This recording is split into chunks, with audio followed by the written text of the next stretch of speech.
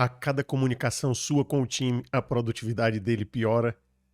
Aí você viu que houve um impacto na produtividade, você decide passar um tempo em silêncio, sem se manifestar com o time, sem conversar com o time.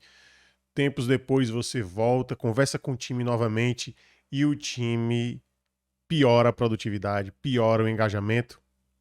Vamos conversar sobre isso. Seja bem-vinda, seja bem-vindo a mais uma live onde eu ensino gestores a obterem engajamento e produtividade dos seus times. Aqui Rômulo Frota falando, e hoje eu trouxe aqui esse modelo aqui diferente, esse formato diferente, já explico por que foi, já aproveitei aqui a estrutura montada, já eu explico no decorrer da live, mas olha só essa questão de desengajamento dos times por causa da comunicação do líder ou da líder, ou infelizmente quando o gestor ainda não tem, a liderança ainda não chegou em um nível em que possa se conectar com o time, gerar rapport, gerar uma conexão, gerar algo sustentável, faz com que realmente a cada comunicação o time sofra alguns impactos, receba ali uma tonelada de desengajamento, isso mesmo, uma tonelada de desengajamento. Vamos explicar aqui quais alguns prováveis motivos com relação a isso. Mas antes, eu quero te dizer que as situações que eu trago agora são para o caso de você, líder, estar em um time onde você quer que os seus colaboradores, quer que os membros desse time permaneçam com você. Se for o caso de você não querer que os membros desse time não permaneçam com você, então aí já é uma outra história, já é um tema para uma outra live, não será a de hoje. A de hoje é para a situação em que você tem bons profissionais no seu time, você tem profissionais de uma boa performance, mas acontece que quando você vai se comunicar com eles, algo mágico acontece. Mágico aos seus olhos. Algo mágico aos seus olhos acontece. O que é? A produtividade diminui. A produtividade baixa, eles não manifestam mais tanto engajamento, e eu sei que alguns líderes nem percebem que diminui o engajamento porque não tem esse monitoramento, não percebem o clima do time, veem só a baixa na produtividade, mas inevitavelmente vem algo antes de afetar a produtividade, que é o engajamento. Então, vamos lá, vamos traçar um roteiro baseado nisso, em que você tem um time em que você deseja que esse time permaneça com você e, obviamente, você precisa utilizar algumas técnicas, algum roteiro para que funcione, que isso flua, que esse engajamento e essa produtividade se mantenha de forma sustentável. Falando sobre aproveitar para falar aqui sobre a plataforma aqui, ó, esse novo formato, parece até aqueles podcasts, mas é porque o Rafael, meu filho, depois que descobriu, meu filho de 7 anos, viu que eu estava com um canal no YouTube, distribuindo conteúdo lá. Ele chegou em um dia que eu estava fazendo o envio dos vídeos para o YouTube e ele disse: Papai, você tem um canal no YouTube? E eu disse: Tenho. E hoje em dia, quais são as crianças que não têm, as crianças de 7 anos, 6, 7 anos, que não têm acesso ao YouTube? É raro, são raras as exceções. E aqui ele tem mais de forma monitorada, obviamente. Então, ele pediu que eu fizesse um canal para ele. Então, como eu estou de férias, estou esses dias em casa, reformando algumas coisas aqui, eu aproveitei e fiz esse canal para ele de jogos e foi muito divertido.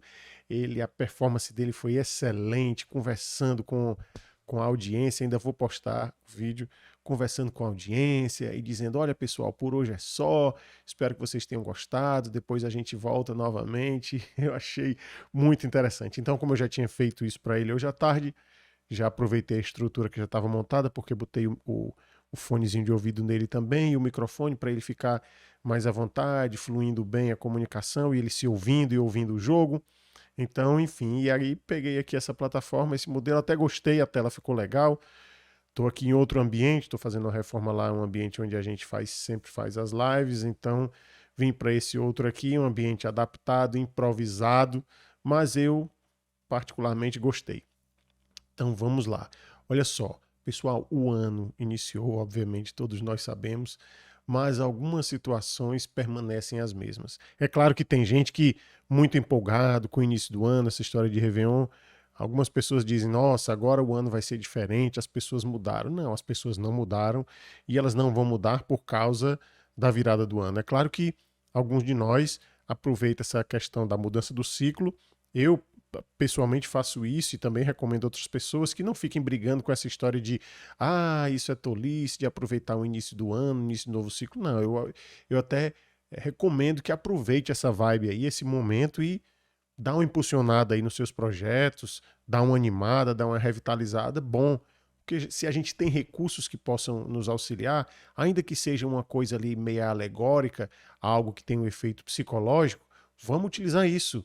Vamos utilizar as coisas ao nosso favor e não contra a gente. Então, claro que, como eu estou dizendo, nesse início de ano as pessoas aproveitam ali, uma dieta que querem fazer, ou atividade física, ou retomar algum projeto, uma leitura de um livro, vai para cima, mantém aí, ignora as críticas das pessoas que dizem, isso é só fogo de palha, cabe a você incendiar ou não essa palha. Então vai, segue adiante, mantém o roteiro, mantém o ritmo, mas o mundo permanece com as mesmas características, nós seres humanos permanecemos com as mesmas características e em muitas circunstâncias a gente realmente peca nessa questão da comunicação. A comunicação às vezes vem de uma forma realmente violenta e muitas pessoas confundem a comunicação violenta com uma comunicação que você diz palavrões, ou você fala alto, ou você chama a pessoa de. Usa termos inadequados, mas não necessariamente é isso. Não necessariamente é isso. Essa questão aí, esse tipo, já é o extremo. Quando as pessoas agem assim, já é o extremo da comunicação violenta. Mas formas sutis de comunicação, elas se configuram como comunicação violenta também. E eu vou trazer aqui alguns exemplos da prática. Eu tô só. Tá aqui. Estou procurando um livro aqui que vou trazer alguns pontos de um livro bastante interessante. Vou já falar sobre ele. Tá aqui do lado. É daqueles livros que a gente tem aquele ditado que não julgar o livro pela capa. Ele é uma capa que não traz a relevância do conteúdo interno dele. Mas vamos lá. Então, alguns exemplos sutis de comunicação violenta, quando, por exemplo, alguém deixou de fazer ou fez alguma coisa ali que não foi a contento para o líder ou para a líder, e então o líder ou a líder chega e diz: Poxa vida, eu não acredito que você não fez isso ainda. Ou eu não acredito que isso não foi feito. Vamos trazer essa situação, vamos deixar um pouco a liderança de lado, mas vamos trazer para o roteiro padrão, familiar, roteiro entre amigos ou na família, em que você chega para a pessoa e diz de forma eufórica: Eu não acredito que isso aqui não foi feito, ou então eu não acredito que você fez isso ou que você não fez aquilo.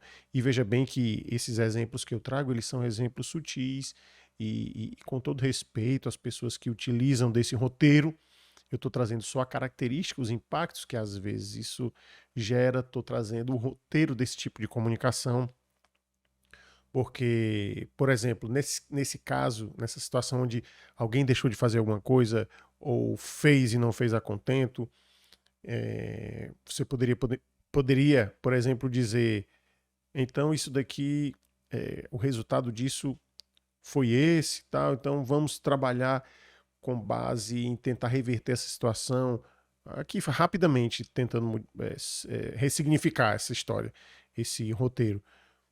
O que é que a gente pode fazer agora para aperfeiçoar isso daqui que foi feito, que gerou esse resultado, que não foi o resultado que a gente esperava alcançar?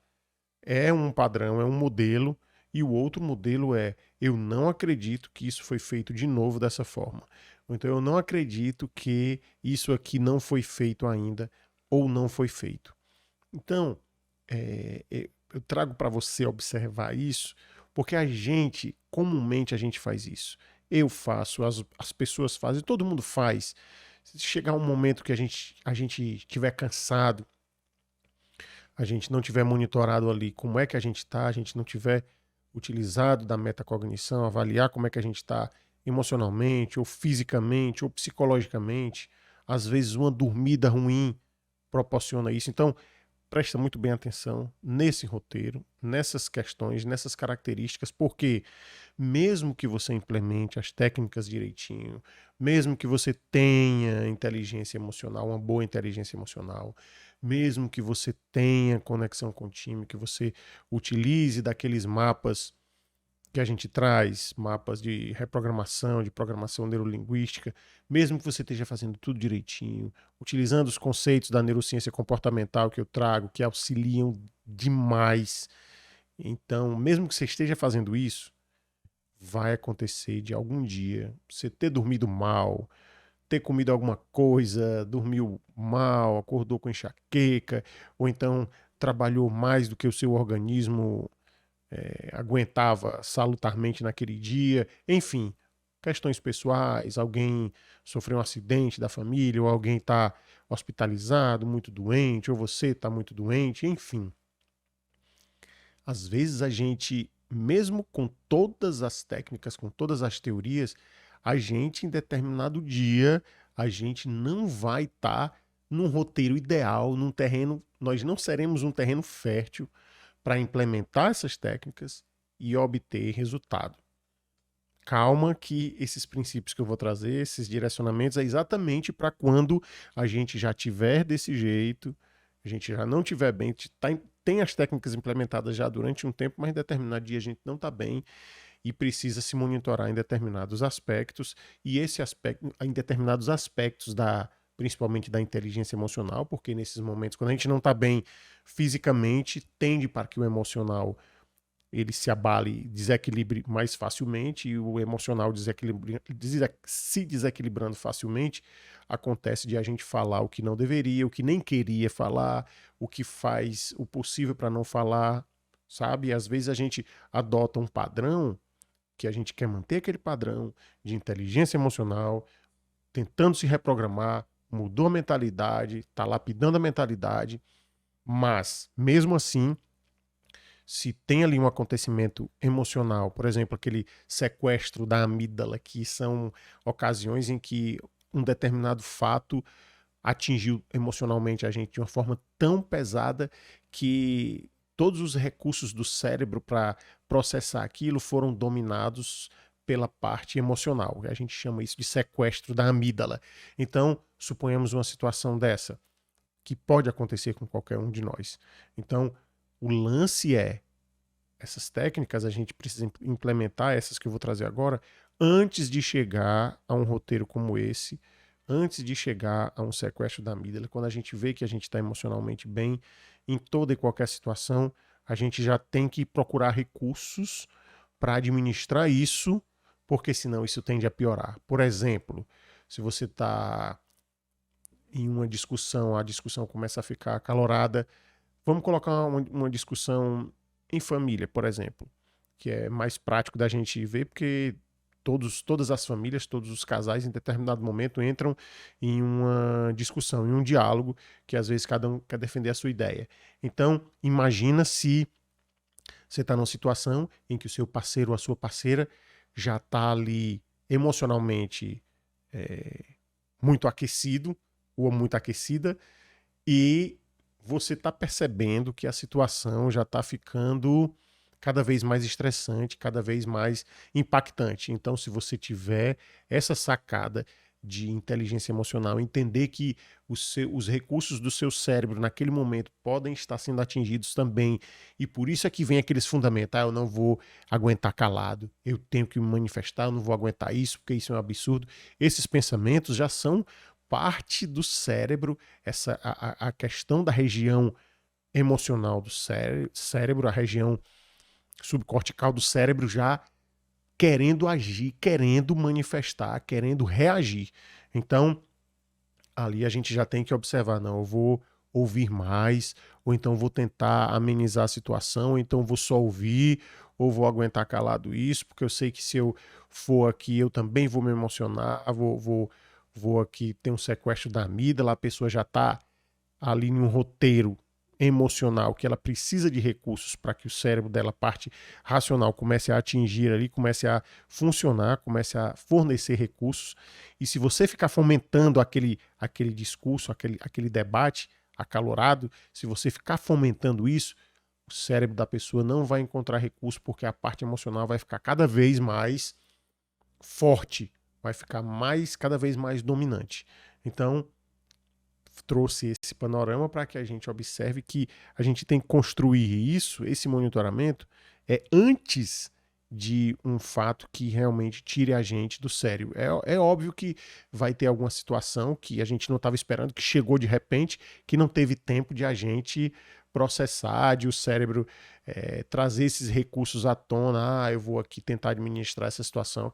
É óbvio que vai ter situação que a gente não vai conseguir isso, que são exemplos, são eventos de última hora que não teve tempo de a gente processar, e até no intuito de autoproteção realmente, de autodefesa, às vezes até com relação a defesa pessoal, a gente precisa realmente, em defesa própria, a gente precisa manifestar, o cérebro precisa realmente agir, a gente precisa agir, não vai ter tempo para raciocinar direito o que é que vai fazer e o que é que não vai fazer. Claro que isso aí vai fazer parte, mas a gente tem que estar preparado para treinar para que, se precisar utilizar, a gente reduza, tenha uma redução de danos, ou a gente consiga administrar a situação, ou a gente tem uma redução de danos. Mas vamos lá para um roteiro que a gente não comprometa o engajamento e a produtividade. Então, esse roteiro simples aqui do cotidiano, de que muitas pessoas pecam às vezes com uma frasezinha dessa: poxa vida, mas isso aqui ainda não foi feito, ou isso aqui tal, tal, tal. Ou então quando a gente, por esses mesmos motivos que eu já trouxe, a gente está cansado, a gente, por algum motivo qualquer, está cansado, não está bem ali de bom astral, e alguém traz uma demanda ou faz uma entrega que não era legal, e a gente já, poxa vida, mas isso aqui de novo. Eu sei que todos nós estamos submetidos a isso. Quem nunca fez isso? Quem nunca fez isso, que atira a primeira pedra? É óbvio que a gente em determinado momento vai fazer, mas a gente tem que ter a técnica para que em determinado momento a gente reduza. Olha, eu vou te dar um exemplo daquele pessoal do MMA, por exemplo, ou então um lutador de jiu-jitsu, um lutador de karatê. Os caras treinam pra caramba, treinam emocional também, treinam psicológico, treinam a parte física para na hora da luta ter um excelente desempenho, mas acontece às vezes de o emocional do lutador tá ruim e não administra a luta, não consegue mais defender os golpes. Por quê? Porque o cognitivo, o emocional já dominou ali a área, a região do cérebro, dominou ali a situação e não tem mais aquele cognitivo para defender os golpes, dar os contragolpes corretos, esquivar, conseguir se defender, bloquear, enfim. Então, a gente precisa treinar para que, em um momento como esse, em que o emocional domine, a gente possa reduzir ao máximo os danos que essa situação pode trazer. Então, um outro exemplo que a gente pode utilizar, pode trazer aqui, para a gente visualizar melhor isso, é: alguém lhe pergunta várias vezes uma determinada situação, uma determinada tarefa, e você diz, por exemplo: olha, você quer que eu grave para você ficar olhando no celular a gravação? Se você quiser, eu faço isso. Vou gravar e deixar para você, mandar para você entender, e quando você tiver dúvida, você olhar no celular e ver e me ver falando, passando as instruções. Você quer que eu faça isso? Então, essa é uma forma também violenta, mesmo que a pessoa não tenha a intenção de ser violento naquele momento, é um tipo de comunicação violenta, e a gente tem que realmente evitar esse tipo de comunicação. Eu vou já trazer o porquê disso, as consequências nisso, mas antes eu quero ressaltar que,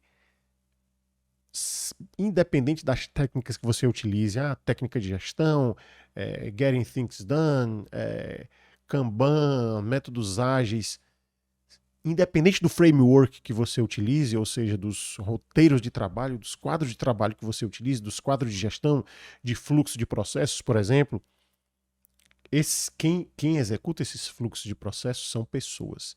E se você, na sua comunicação, você líder, na sua comunicação, por mais que tenham todos os roteiros de gestão, as metas SMART, ou então complementando com as metas 5W2H, por exemplo, ou aqueles roteiros do Scrum. Enfim, mesmo assim, mesmo com tudo alinhado, se você tiver uma comunicação violenta, você vai fazer com que, mesmo dentro desse roteiro, as pessoas não produzam a contento, porque elas vão estar desengajadas por sua culpa. Por sua culpa. E é claro que isso não é intencional. É claro que se você, gestor ou gestora, está fazendo isso, eu tenho certeza de que isso não é intencional, porque não faria sentido ser intencional, porque você precisa da produtividade do seu time, você precisa do engajamento do seu time, isso é benéfico para você também, obviamente, então não faz sentido você não querer isso. Então, quando um gestor ou uma gestora desengaja o time, compromete a produtividade por causa da comunicação, eu tenho plena certeza de que não é intencional.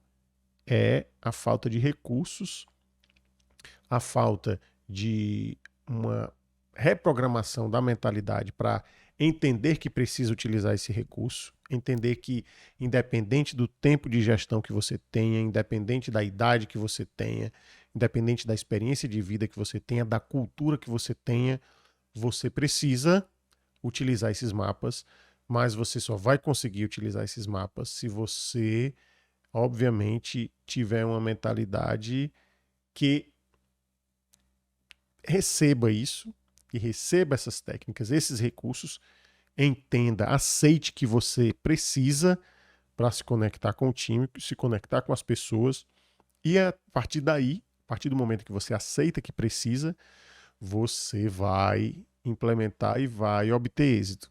Então, o que é que você quer? Eu entendo perfeitamente que você, líder, não quer, o interesse principal não é se conectar, não é melhorar, reprogramar a mentalidade, não é estabelecer um rapport, não é engajar, não é liderar. O seu objetivo, eu entendo perfeitamente que o seu objetivo é que o seu time produza, que o seu time se engaje.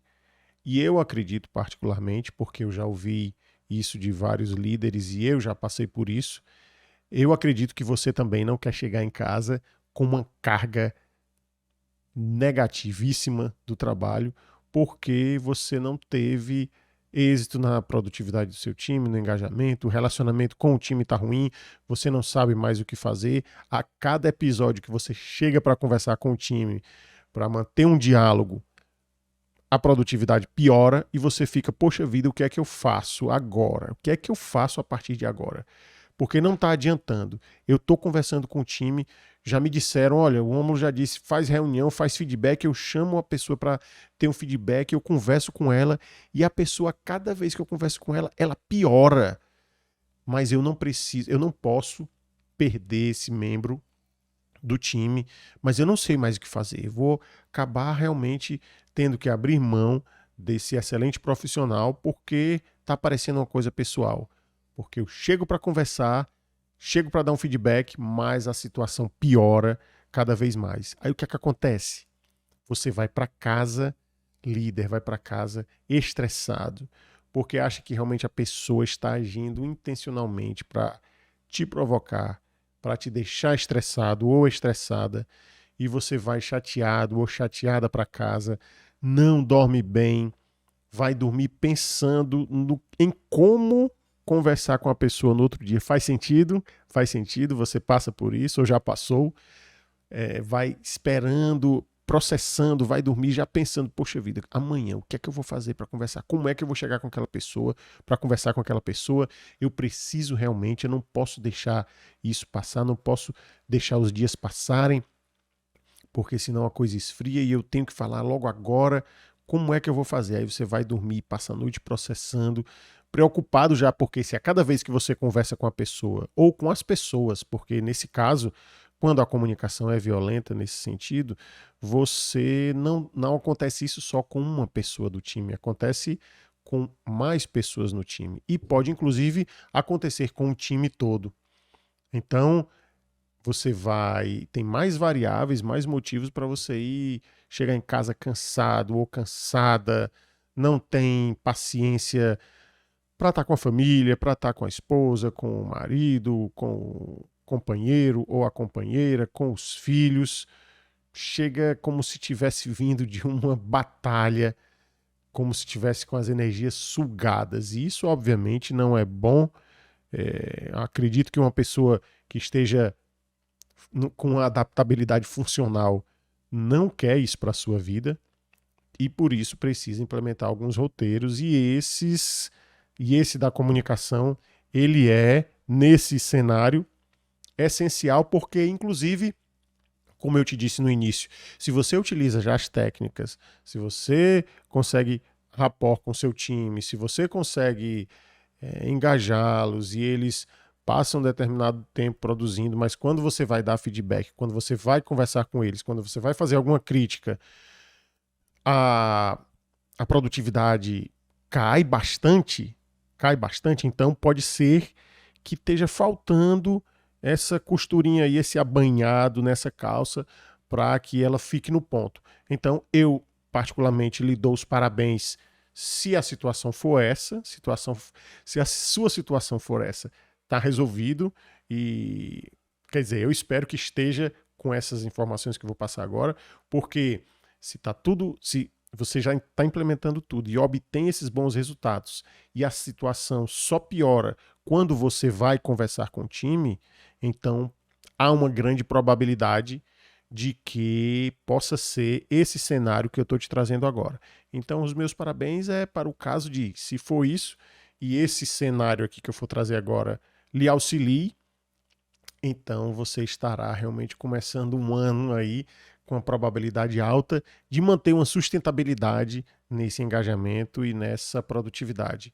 Mas para isso você vai precisar implementar, você vai precisar realmente pôr em prática o que eu estou te dizendo agora, e eu sei que eu vou te dizer agora, e eu sei que isso às vezes mexe com as crenças de muitas pessoas, é normal, porque realmente, principalmente quem é aproximadamente da minha idade, 49 anos, nós tivemos modelos de gestão que eram mais para chefia e essa questão da liderança veio de poucas décadas para cá, porque se observou, obviamente, que quando o líder, a questão da liderança que eu falo é dando mais foco cada vez mais na liderança. Foi de poucas décadas para cá, porque observou-se, obviamente, as empresas, organizações, instituições, o mundo observou que a liderança traz realmente excelentes resultados, que essas técnicas de reprogramação, programação neurolinguística, de inteligência emocional e principalmente as contribuições da neurociência comportamental para a formação de líderes, para o aperfeiçoamento de líderes, traz excelentes resultados para as empresas, instituições, times, enfim, e obviamente para o líder, que, ao meu ver, é o maior beneficiado nisso, é o maior beneficiado. Então, vamos trazer aqui esse roteiro e... Só um minutinho, vou beber uma água, rápido.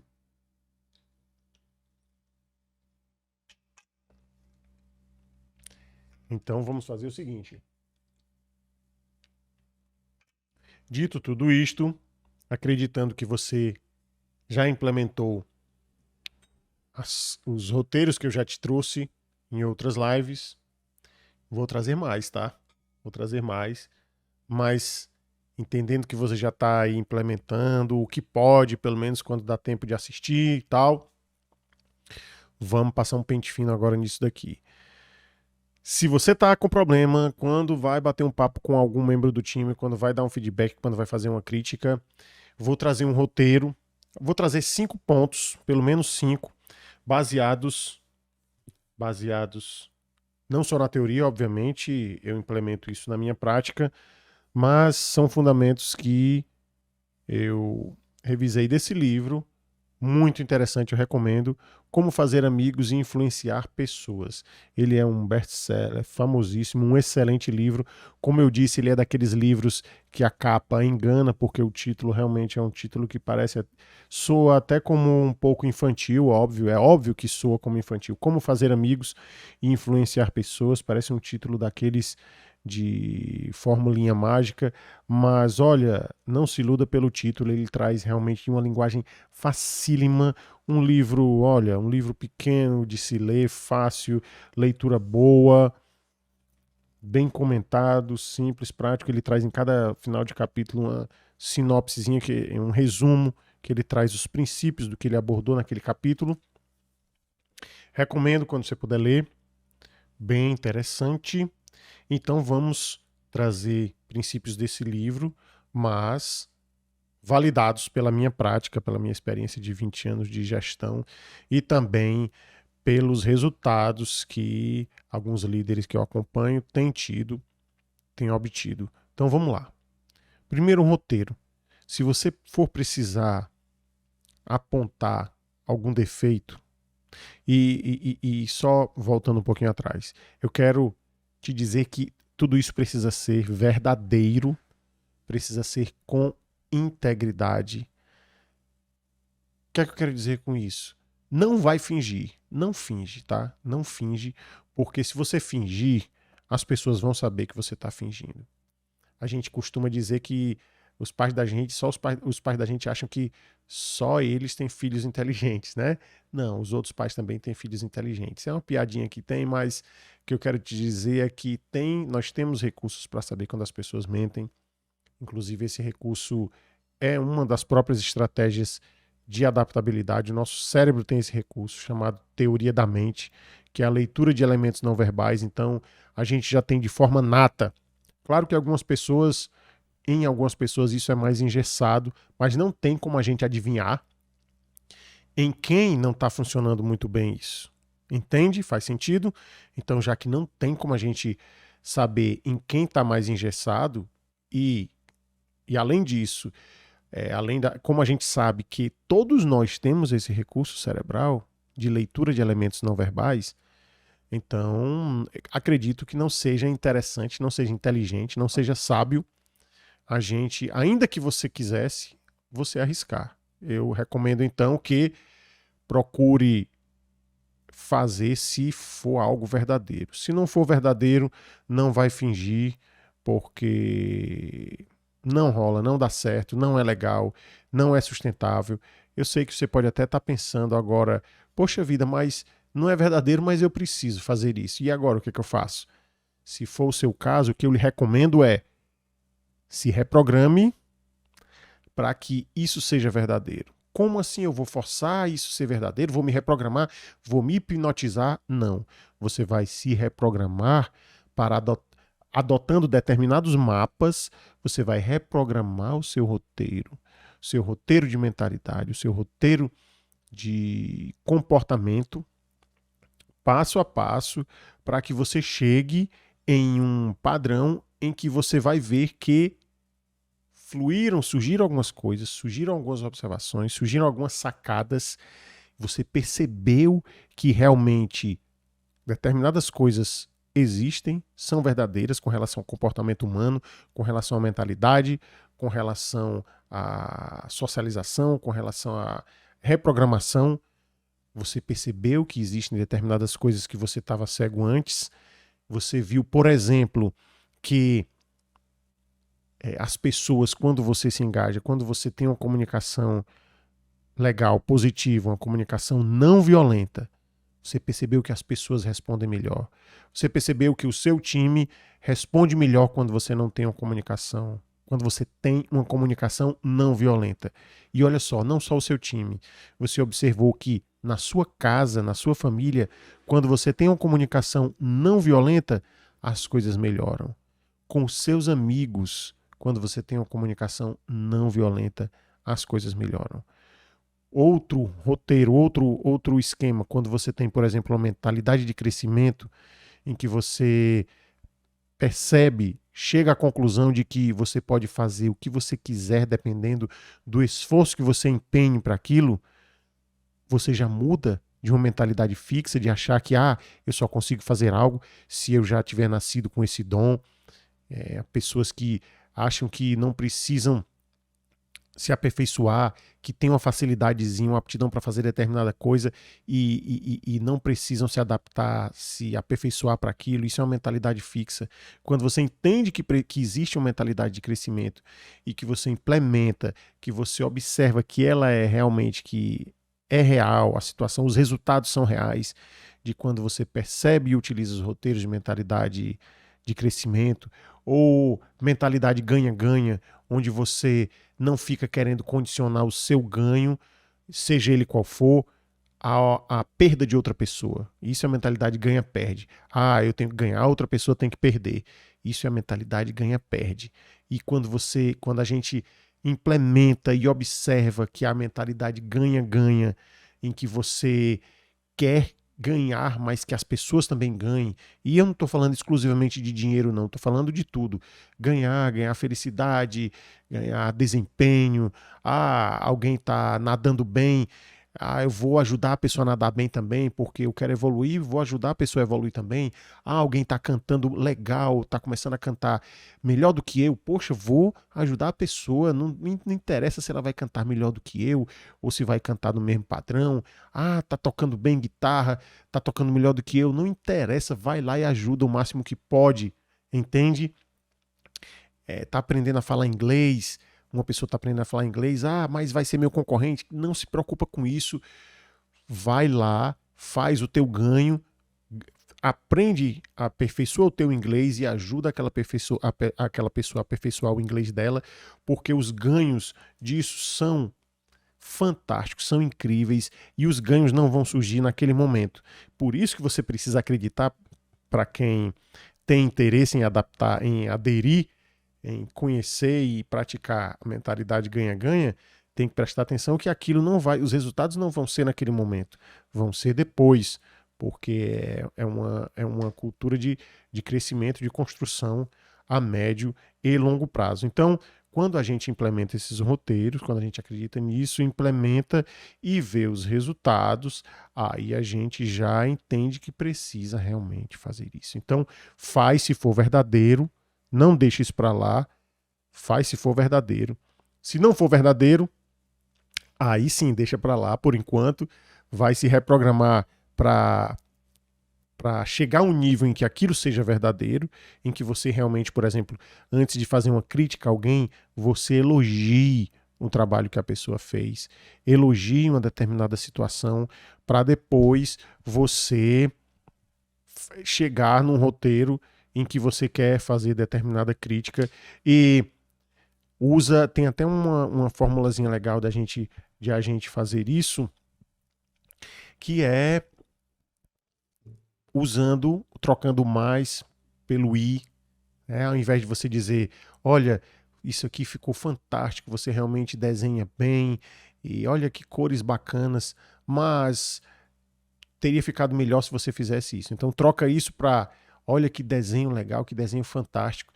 E inclusive você acha que se você colocasse uma cor tal, poderia ficar tão bonito quanto ou mais? Entende? Essa troca do mas pelo i faz um efeito, causa um resultado muito legal, muito bacana, muito produtivo. Então, vai tratar com alguém, vai precisar dar uma crítica, elogia primeiro. Porém, se o elogio for verdadeiro, se você for elogiar algo que realmente existe, que você acredita que a pessoa que mereça ser elogiada por aquilo, não vai inventar, não vai mentir, porque, como eu te disse, dá para perceber que você está mentindo e pega muito mal, porque as pessoas não vão confiar em você. Porque se você inventa uma história dessa, você é um excelente profissional, como o seu trabalho é bacana, como a sua performance é legal. Se não for verdade, se a performance não for legal, ou se ela for uma performance mediana, em que a pessoa, o profissional pode até achar que é uma boa performance, mas você não acha, então não vai dizer que acha, porque vai dar para saber que é mentira e não vai ficar bem para você, porque as pessoas não vão confiar, porque sabem que você utiliza desses recursos, dessas mentirinhas tolas e ineficientes, como já estou te trazendo aqui, para tentar se conectar e não funciona. Então faz se for verdadeiro. Se não for verdadeiro, não faz. Se reprograma antes para reconhecer a importância de só fazer quando for verdadeiro e depois faz. Então, esse é um ponto. O outro é, olha só, quando a gente for fazer uma crítica, mesmo a gente utilizando esse roteiro que a gente falou de elogiar primeiro e tal, a gente faz de uma forma que ela seja indireta. Critica de uma forma indireta.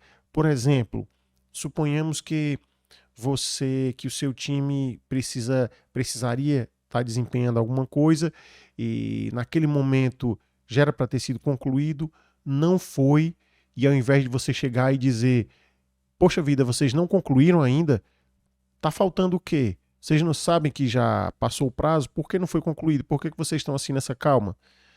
Olha que comunicação, que eu sei que em muitos momentos a gente fica com vontade de dizer isso, mas você tem que perceber que talvez esse não seja você. Esse seja o cérebro naquele momento emocional, chegou essa situação, porque como é que a gente constrói as emoções? Existe as crenças, existe um fato e esse fato gera uma emoção na gente. E nessa emoção gera uma determinada crença, gera um resultado, a emoção gera um resultado e esse resultado vai gerar uma crença na gente. Então, você chegou, o time não entregou algo que já deveria ter entregado a tempo, aquele fato gerou em você uma emoção, que se você, dependendo do nível da emoção, vai fazer com que naquele momento você fale coisas que na verdade talvez você nem quisesse falar, tá? Então, faz com que você haja de forma indireta em que sentido? Nesse caso, você chegaria, eu sei que esse ponto aqui, eu admito que ele é um pouquinho mais desafiador, mas se você acreditar nesse contexto, se você acreditar no método, pelo menos implementa para avaliar o que mudou. Porque quando você faz desse jeito, você diz, poxa vida, por que vocês não fizeram ainda? Estão esperando o quê? Queriam uma placa para fazer isso? Já sabe que passou o prazo? Olha, quando você faz isso, aquele seu time, aquelas pessoas que estão ali, poxa vida, elas estão fisiologicamente já como se o trabalho ali elas estivessem inúteis para o resto do expediente do trabalho. Porque fisiologicamente elas não estão mais bem, psicologicamente elas não estão mais bem, nem só psicologicamente, mas fisiologicamente também. Não estão mais bem, porque gerou ali uma reação realmente fisiológica no corpo, em que, olha, a performance ali é dali para pior. O ideal seria naquele momento mesmo aquele pessoal ir embora, porque a produtividade dali, olha, já não é mais algo que... Não vou dizer a palavra confiável, mas é uma produtividade que vai deixar muito a desejar. Por quê? Porque você agiu dessa forma, você desengajou de uma forma muito ostensiva e aquilo, obviamente, vai impactar na produtividade. Então, outra forma de se fazer, você chegaria, pessoal, e o prazo já passou aqui, poxa, eu vou ver o que é que eu posso fazer aqui para tentar reverter essa situação, vou pensar em alguma coisa que eu possa fazer para contribuir. Alguém aí tem alguma sugestão, alguma ideia para que a gente possa, nesse momento, ou você pode, inclusive, só você ir. Já é bem mais impactante você chegar e dizer, agora aqui eu vou realmente ver o que eu posso fazer, porque já passou o prazo e realmente eu não tive como enviar alguma notificação para vocês, ou ligar, ou entrar em contato para a gente fazer isso logo. Tal. Então, nesse momento, é claro que isso não pode virar um hábito, porque você pode, obviamente, fazer com que o time fique sempre esperando para que você chegue e faça essa situação.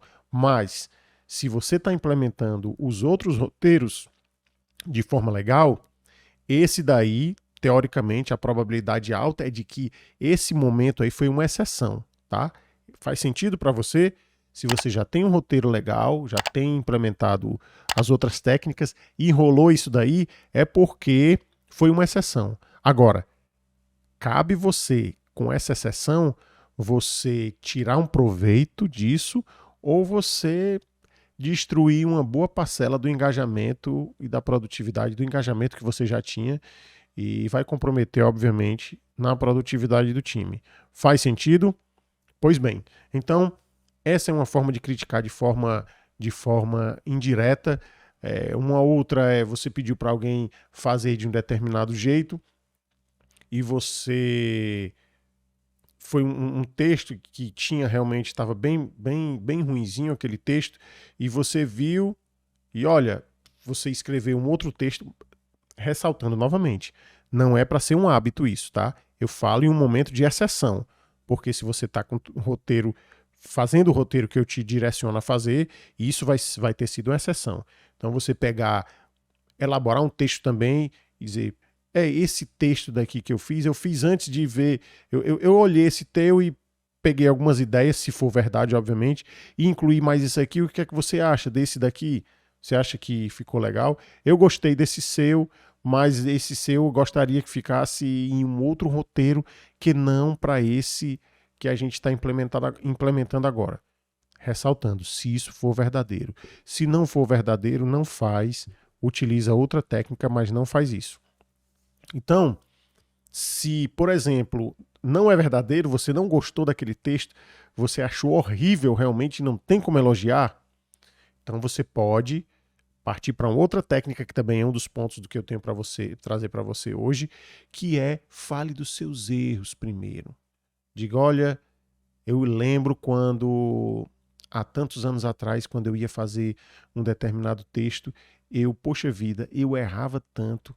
Olha, eu peguei esse texto que você fez, em comparação com os que eu fazia no passado, voltando, dando um pausezinho, se isso for verdadeiro, novamente eu te digo, se isso for verdade, não vai inventar história que não seja verdade, porque vai dar para perceber e não vai ficar legal. Então, e não mantém uma relação, não mantém conexão.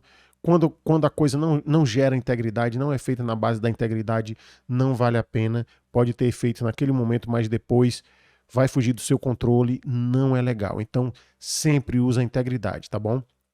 Então, você poderia dizer, poxa vida, olha eu vejo o seu texto hoje aqui e vejo o meu no passado, o teu tem muito menos erro do que o meu no passado. O meu era cheio, recheado de muitos erros. E olha, e é normal que, assim, eu peguei esse seu texto, eu vi que realmente tem alguns pontos aqui que a gente precisa realmente retificar, mas é normal em razão das informações que você ainda não teve todas, em razão do tempo que você está fazendo. Enfim, fala algo que é verdadeiro, estou só te dando um exemplo.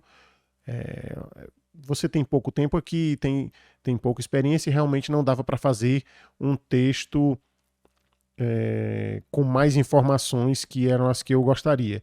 E a gente precisa modificar essas palavras aqui e tal, mas olha, a ideia tá legal e entende? Faz sentido para você? Então esse é um outro roteiro. Próximo ponto tenta, ao invés de dar ordem, passar isso de uma forma de pergunta. Eu vou te dar um roteiro aqui, vou te dar um exemplo. O fato é que nós não gostamos de receber ordem, nenhum de nós gosta de receber ordens. Ah, mas eu recebo, você pode estar pensando agora, eu sou gestor ou gestora e eu recebo ordens do meu gestor ou da minha gestora. Eu entendo perfeitamente e eu entendo que a gente faz, se a gente receber as ordens dos nossos superiores, nós vamos fazer. Mas nós não gostamos de receber ordens. Nós fazemos, mas nós não gostamos de fazer ordem, de receber em uma forma de ordens, em uma forma de como se fosse um chefe passando. A gente faz, mas não faz tão bem, e os nossos colaboradores também, o nosso time não vai fazer tão bem, como se nós pedíssemos aquilo em uma forma, por exemplo, de pergunta, que é um roteiro também desse livro que eu acho muito interessante. Por exemplo, João, você acredita que haverá possibilidade de nós concluirmos esse roteiro ainda hoje? Faz sentido? Viram a diferença? João, você acreditaria que daqui para sexta-feira o prazo, as tarefas que a gente tinha o prazo de até a próxima quarta-feira da próxima semana a gente conseguir concluir na sexta-feira. O que você acha de nós conseguirmos terminar na próxima sexta-feira? Time, o que vocês acham da gente modificar o roteiro tal que a gente está fazendo para modificar para essa outra forma e tentar atingir esse outro resultado? O que é que vocês acham disso? Olha que diferença enorme, e essa diferença no resultado do engajamento e da produtividade é enorme. Eu já implemento isso há anos e eu te recomendo a fazer porque os resultados são bem interessantes. E o último ponto que eu trago para vocês é que vocês não deixem o outro constrangido em um momento de que você precise criticar. Tenta fazer o possível para não constranger o outro.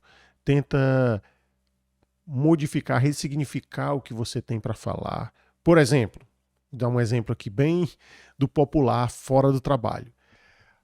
Você chega, vamos supor, duas amigas conversando e uma chega para outra e diz, não, as amigas são mais, eu vou botar um amigo com uma amiga, porque as mulheres, elas são, nesse aspecto, eu acredito que elas são mais cordiais, elas não fariam um comportamento como esse do amigo que eu vou dizer. Uma amiga chega com uma roupa que ela muito empolgada com a roupa e o amigo viu aquela roupa, achou uma roupa muito exótica e ela chega e diz, gostou dessa roupa aqui? Tá legal? E o amigo diz, poxa vida, tu vai pra que carnaval? Ou então, não, eu não gostei, tu não tem... Aí dá aquela brincadeirinha, tu tá morando com a tua mãe ou mora só? Porque se morasse com a sua mãe, ela ia dizer que essa roupa tá ridícula. Então olha que coisa desagradável. Ele poderia muito bem dizer, olha essa roupa, se for verdade, obviamente, isso se for íntegro. Olha, essa roupa para o episódio tal, suponhamos que seja um episódio que ambos gostam e combine aquele tipo de roupa. Olha, para esse episódio, para uma festa tal que a gente gosta, essa roupa chegaria lá realmente lacrando, né? Como a galera usa, chegaria lá lacrando. Mas eu acredito que para esse que a gente vai agora, que é uma coisa tal, talvez não combine bem, mas para aquele episódio ficaria muito bacana. E se você não achou a roupa bonita, não precisa nem falar que a roupa é feia ou que é esquisita. Basta dizer isso, porque uma coisa é ser sincero e outra coisa é ser mal educado. Muitas pessoas, eu conheço muitas pessoas que utilizam desse argumento de que, eu fui sincero. Não, você foi mal educado. Muitas pessoas mal educadas que utilizam esse argumento de não, eu falo mesmo o que vem na lata, o que vem na minha língua, porque sou uma pessoa sincera. Não, você não é uma pessoa sincera. Se você faz isso, você é uma pessoa mal educada. E se você for líder e utilizar dessa falta de educação, você vai trazer prejuízos no engajamento e na produtividade do seu time. Para hoje ficamos por aqui. Espero que vocês implementem. Tenham todos uma excelente noite e até breve. Um grande abraço.